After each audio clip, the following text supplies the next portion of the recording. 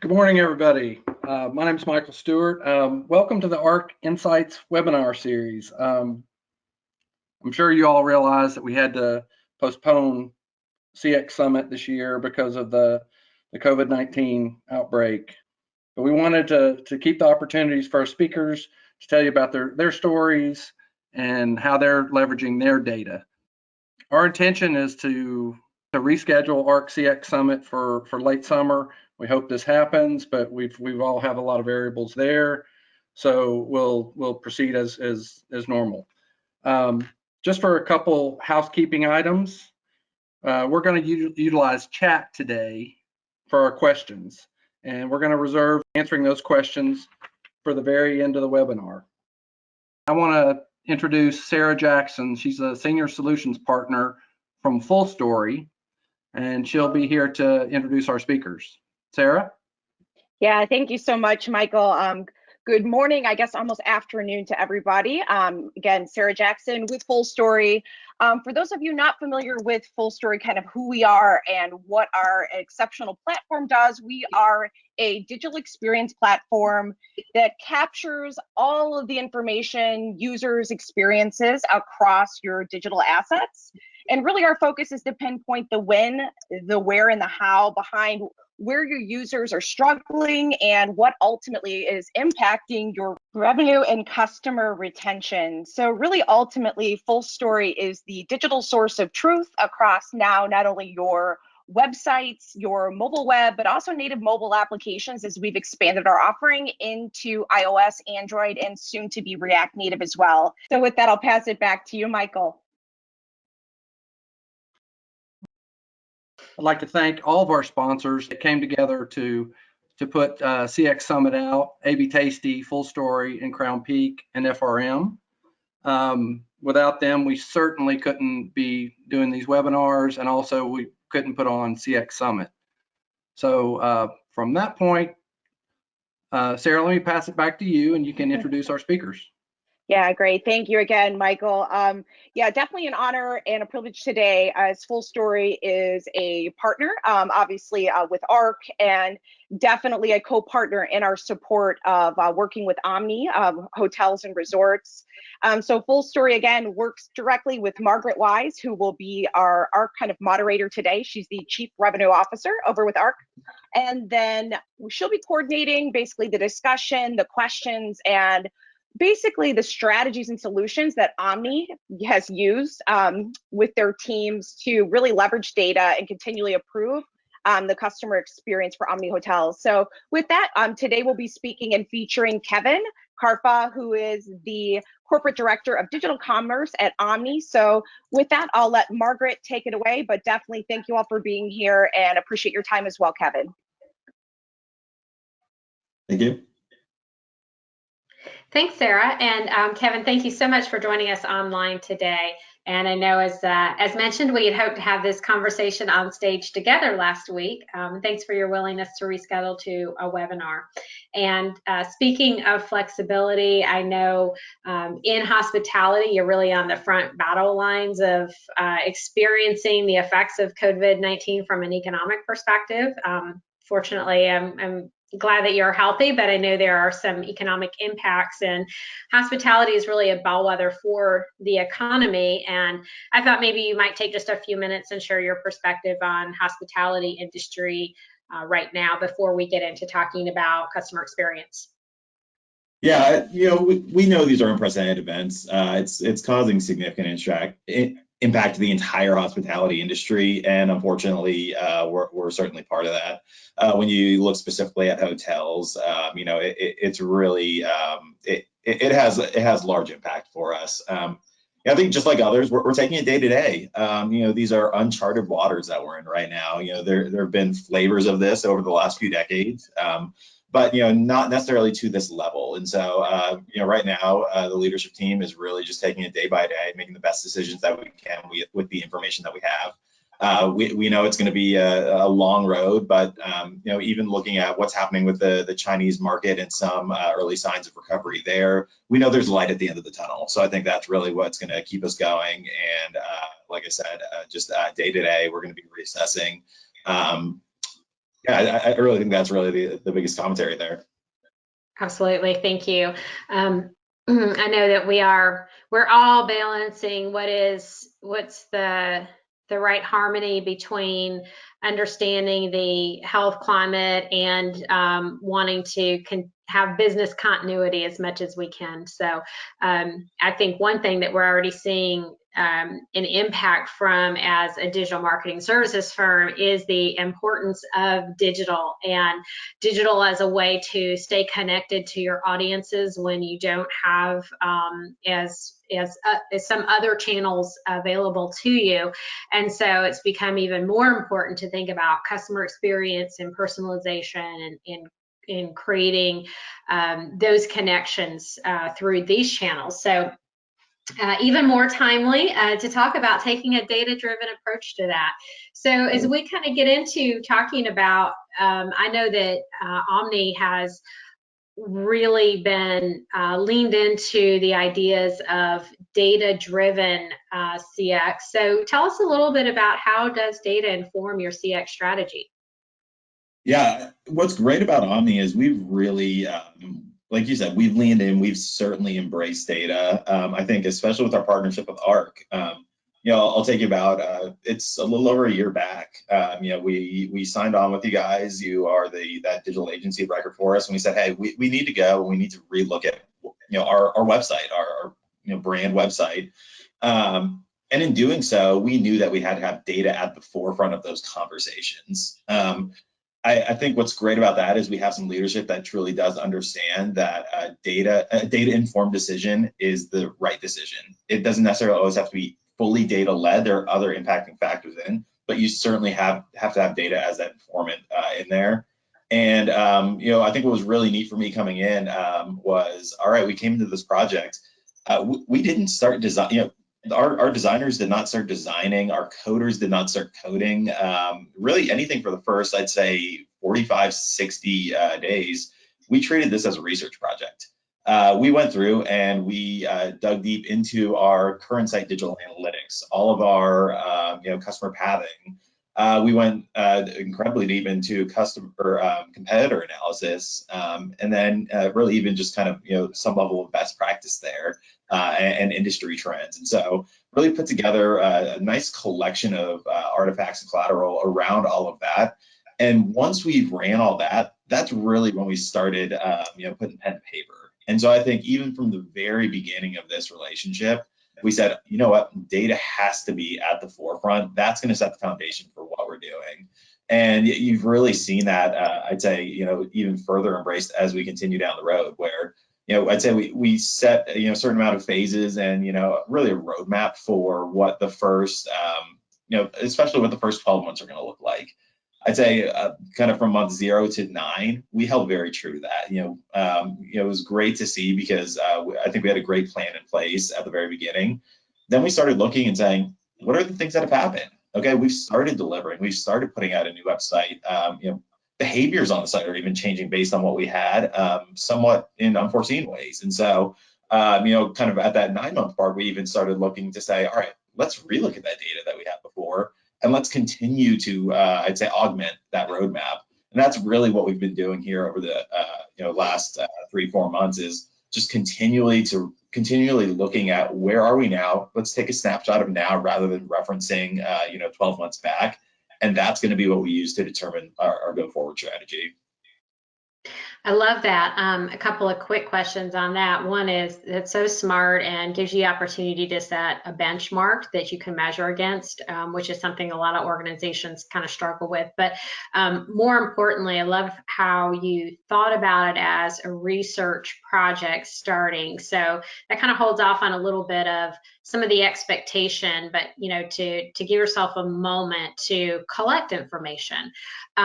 Curious, was that part of, as you thought about this from a budget perspective and a CX initiative, was that collection period part of that budget, or was that just a more organic, let's get started around this, let's just get some baseline understanding and collection of data, and that was a little more informal? Yeah, no, I think, I've certainly been through this before. Our VP has also been through a couple of rounds of this before, and we know that's an imperative part. And so I'd say rather than a budget standpoint, kind of a budget impact, we considered it from a project impact. So we had started, communicating up the chain that you're not going to see things change immediately. There's going to be somewhat of a lag, but it's a very intentional lag, and it's one that needs to happen if we want to make sure we get this right. And so I think at the very beginning, that setting expectation all the way up was very important, just so they know, there's multiple ways that, for us, you can approach a website redesign. That's really what this started as is, all right, we need to go through and we need to redesign our current brand website. You can take a big bang approach, which, traditionally takes the 12 to 18 months, depending on size, things like that. Or you can take this iterative approach where you take all the data in, you decide the right sequence that you do things, you decide the right priority of either pages, templates, components, designs, things like that. And that's really what we decided to go in and do. But again, we knew to get that right and to really get the correct iterations and the correct sequence, you have to do the research at the beginning. Yeah, absolutely.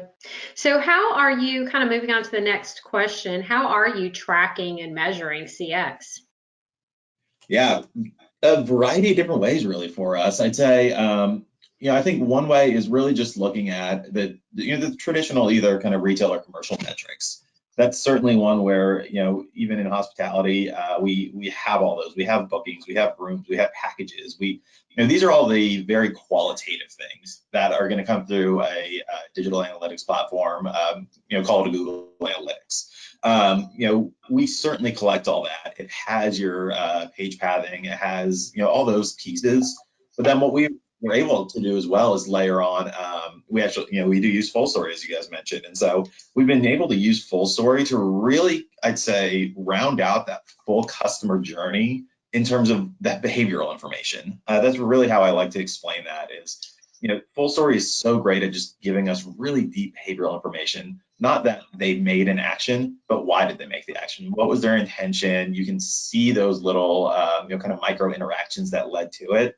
I think a great example, a very tangible example that we have is when we relaunched our website. And so, a piece of our website, it's really the vehicle that gets people from our brand website into our booking engine, is this booking bar that we have. It's a global component. It lives on every single page on our website.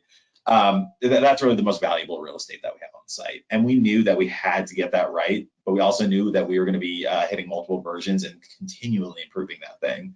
And so when we had our first release out the door, again, it was sleepless nights for leading up to it. We got that out the door. And then we said, all right, we know what we have to start looking at from a purely quantitative standpoint.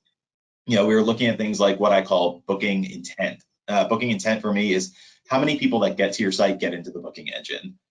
We started breaking that down based on different segments. So we first off, from a device standpoint, what does that booking intent look like for a mobile user versus a desktop user? And we actually found very quickly there's a break there.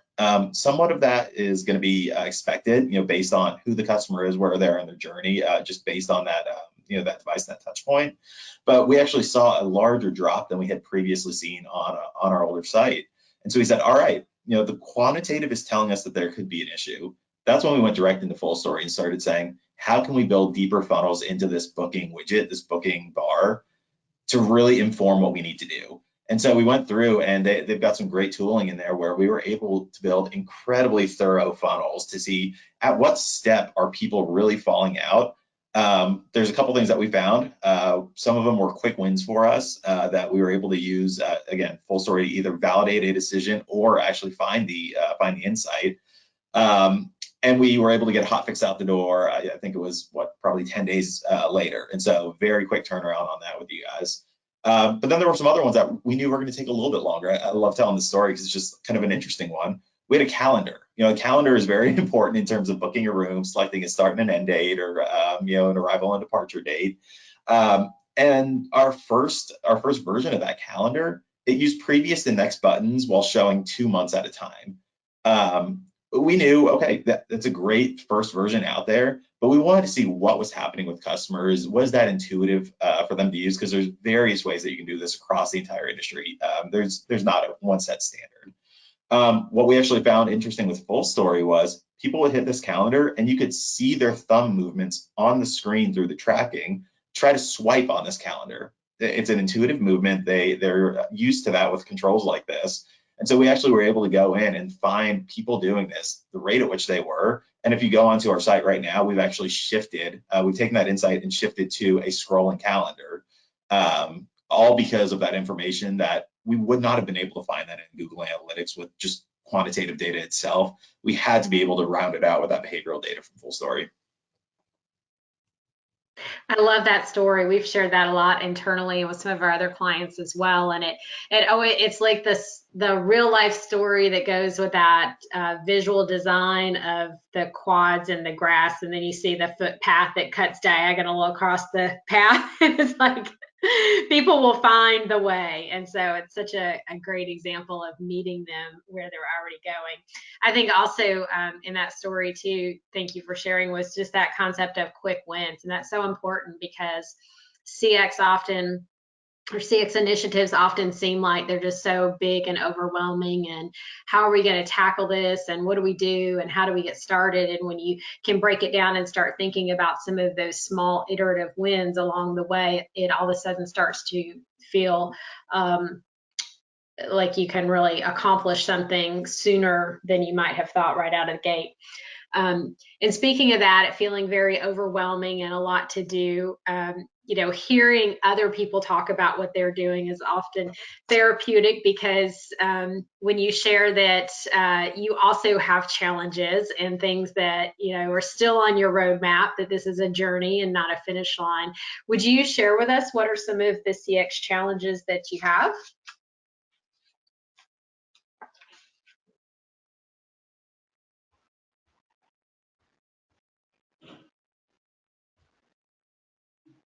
Kevin, I think you might be on mute, and Michael, I think I might have taken a question out of order. Do you have the slide on CX challenges?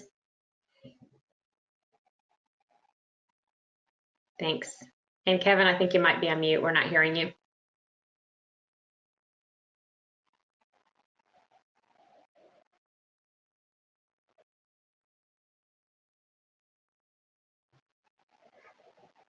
Hi, this is Kevin again. Hi, Kevin. We've got you back. All right, apologies there.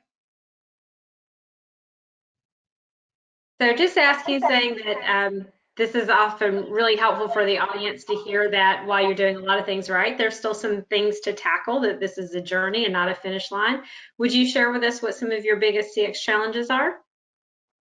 Certainly. I really think for us, it's that we know that we're never going to be done with this. I like to say it in the building. I think people might be sick of me saying it in the building. First is not final. And that's really what we've embraced in this project, is we are going to get a version out. We're going to test and we're going to improve that version while also pushing out, these initial versions of other things. So I think a couple challenges for us is that we have this great understanding that data is going to be informing our decisions, but we haven't been able to fully leverage that data yet. We don't have, I'd say, this data repository that all pieces of our business are going to be, able to go in, read the same data. I think that's one where even when you look at our customer experiences right now, I think a great example is you'll go to our site, you're going to try to, my wife and I are going to go take a trip to our Louisville hotel. It's 2 adults. We find our date, we get into our booking engine, we select a room, and we get to our add-ons page. It's a great page for us. We've got some, incredible add-ons that you're able to add there.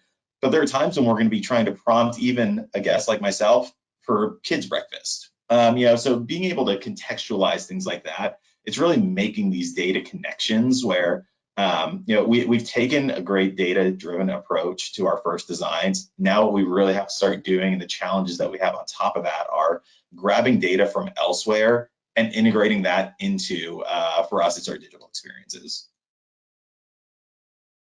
Great. And I know when we think about defining the CX that you do want to deliver, I know you've shared a bit, and our team's worked with you guys on that. on happy paths. Would you tell us a little bit about how you define that CX that you want to deliver and what happy paths look like and how you use them? Definitely. I think happy paths were a great thing that came out of that, I'd say, research project. And I think you'll start to realize they've started to morph a little bit. When you think through happy paths and you think through a traditional hotel website, happy path is likely getting the user through the booking process as quick as possible. And I think that is a great happy path to have for a digital property that's representing a hotel brand. What's kind of interesting for us is we know that there's so much more that happens on these digital properties that we actually have other stakeholders that have other happy paths of their own that we also need to cater to. And so when you think through our loyalty program and our loyalty leaders, they certainly have happy paths of their own in terms of getting people into our loyalty program. And so we started actually intersecting all these different happy paths. So we collected them first, a lot of stakeholder interviews. Again, this all happened, during that initial project, that research project. And then even along the way, as we kept getting further down into our designs for specific areas. And we started intersecting those happy paths to say, all right, what's a true, I don't want to call it minimum viable product, but possibly minimum lovable product that has all of these happy paths considered. So for us, where we certainly need to get somebody as seamlessly as possible through our booking process, we also want to be able to introduce our loyalty program, not as point of friction, but as a point of value add. There's certainly very, very large values to joining that program. And I think if you really put it in and sprinkle it in the right way, rather than being a little bit bullish about how you're trying to push it, you're really able to go through and I'd say cater to both needs. I like how you talk about and how you've experimented around how can we introduce this at the right points along the path, because it is true in a user experience, right? When if you get this pushed at you right at the beginning of the experience to say, hey, do you want to join a loyalty program? You're like, I don't even know if I want to stay here yet. I don't know if I want to join the loyalty program.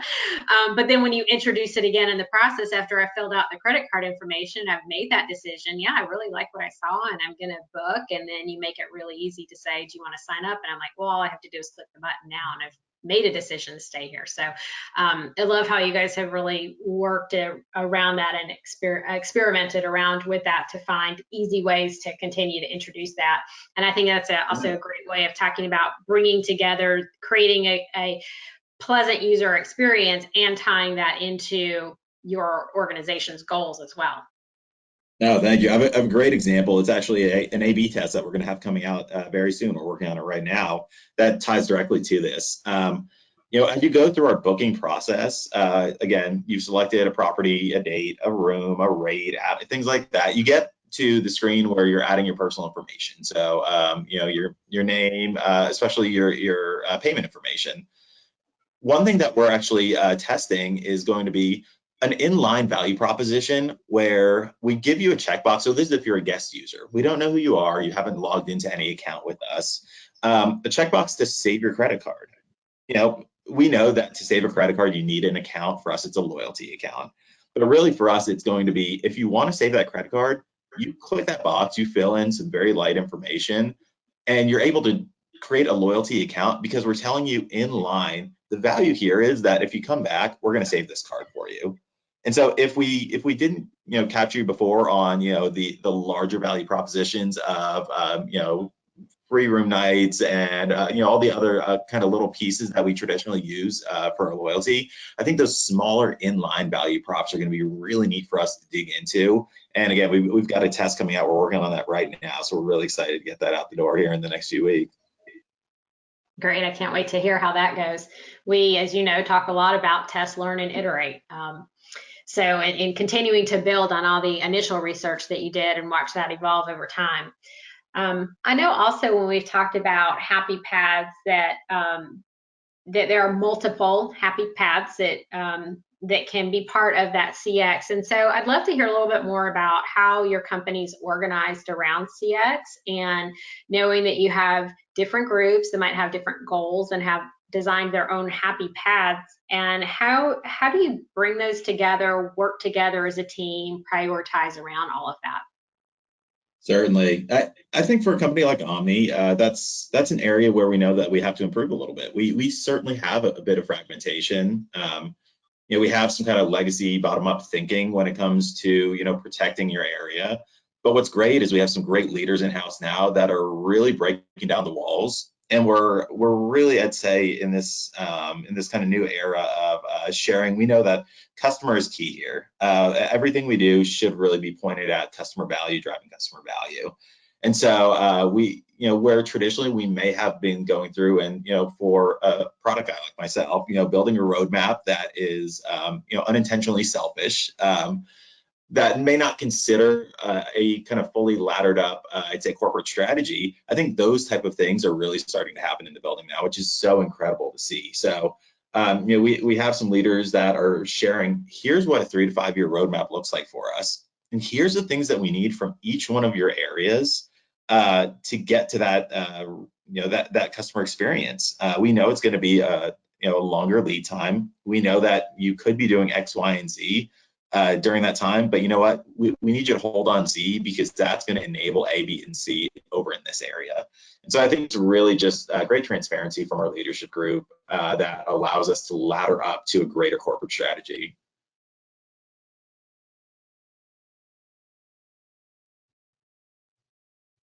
That's great. And what are a couple of the things that you guys want to do to continue to improve CX? I know, as we talked about, it's continuous improvement. So what are some of the things on your shorter term roadmap?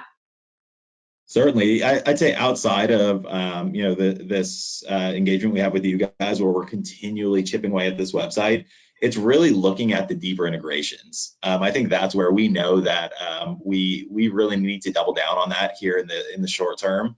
So I'd say that's certainly one. And when I say integrations, you think through an Omni. We have some incredible properties that it's not just the lodging option. You can go and you can book a spa appointment. You can book around a golf. You're able to. We have multiple dining outlets on many of our properties, and so how can we actually start integrating those a little bit better? And so I think that's certainly one in terms of our full, I'd say, end-to-end customer experience. Again, it's not necessarily even just digital. It's going to be really integrating end-to-end experiences there. That integration of all of these other, other kind of value-add services that we have for our guests when they're with us is going to be a big piece of our roadmap here coming up. I think the other one is really, coming back to the core of the conversation of data. I'd mentioned it before. We have data. It's a couple different places. We haven't necessarily put that fully together yet to be able to leverage it. I'd say kind of across the entire org. So I'd say we have this North Star that we're really all looking towards, which is a true customer data platform. I think that's really going to enable us to create some incredible customer experiences, not just in our digital properties, but through our marketing mediums, through all of our media, when you're actually on property, through just better guest experiences when you're there. Once we have that and we're able to really share that information, across a variety of touch points, that's really when it's going to start coming together for us. And was that a North Star that you felt like you had identified from the very beginning of this, or when you joined the team, or is that something that you feel like as you got into this and started learning that it then became really clear what that next step needed to be? I think we've all had it in the back of our mind. We've all been in areas that have had either been a bit further than we are, or we've seen a more matured version of this, if not where we were, but at competitors. And we certainly knew, all right, that's where we need to get. And I think again, all the way from our leadership group down, they certainly know these connected experiences where somebody from start to end. That's truly where you can unlock some incredible customer experience and customer value. And so I really think that we all had it there, but it really took our leadership team coming together to say, all right, here's the steps that we do need to take. I know that we could be doing these other things, but we do need to reserve, for us, reserve capacity for, kind of the greater good. And so there were some great conversations that we had at the beginning of the year on, okay, here's what we need from, I think, each group that's truly going to ladder up to what will end up being a 3-year journey for us. Mm-hmm. And keeping in mind that customer experience isn't all digital, does mean lots of channels. I'd love to ask you, this is one of my favorite questions to ask, is what's something that you and Omni do that surprise and delights your customers? Yeah, I've actually got a great example here for you. And I don't want to say unfortunately, I think fortunately it's not necessarily even a digital piece, but it's something I think you'll see will start influencing our digital activities. One thing that we're doing right now, it's actually our loyalty program is really driving this, is once you get on site at a property, you're going to check in. What we're actually doing is tying our loyalty program into a lot of our front desk applications. They get a much richer information about you, so they can just treat you differently. Immediately, they're able to recognize loyalty tiers. They're able to recognize any milestones. They can offer upgrades at that point. So if you've just gone from, if you've just jumped a tier in our loyalty program and this is your first day at the new tier, we're able to recognize that immediately. So I think really making that connection is one that it truly is a surprise and delight. We've started piloting this at a couple properties and we're hearing incredible results from it. That's fantastic. And my last question for you is, if you were given $2 million to spend on CX, how would you spend that? That is a great question. Not that I actually do have $2 million to give you, but if I did. Man, I thought that was going to be the follow-up on this one. I think for us, we have a variety of ways that we've already planned to spend capital. Getting a little bit more creative and really looking at the full ecosystem of digital. One area that we're looking at is who is our customer, and almost more importantly, who is not our customer. We know what our demographic looks like. We know being in a kind of upper upscale, lodging option, who that customer is. But I think we're also trying to figure out how can we get into that younger audience? How can we speak to them? And again, we need to do it genuinely. We need to use our brand voice, but we need to do it in mediums that they're comfortable with. So I think it'd be very interesting. And again, likely not throwing a full $2 million here, but take a chunk and really start playing in that influencer world. I think that's where you can get very micro with the types of people that you're engaging with. Again, it has to be a genuine connection. It has to be people that really resonate well with your brand. But it's such a growing industry that I think that's one where that it would be a very interesting test to start seeing what we can do there and who we can start really speaking on behalf of our brand. Such a great answer and such a good reminder that, as much as we can learn from digital experiences, nothing beats going out and just doing the research and talking to your customers and potential customers and learning from them.